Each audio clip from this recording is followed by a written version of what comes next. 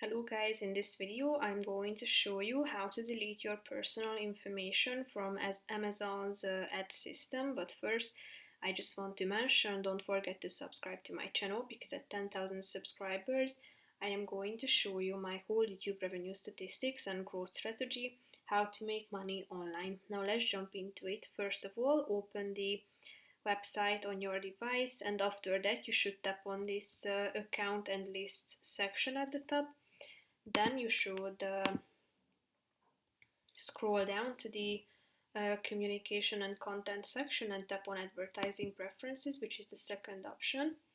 Scroll down to this delete your personal information from our ad systems, and here you can see this button on the right side, so tap on delete ad data, and then your advertising data deletion request has been submitted, as you can see.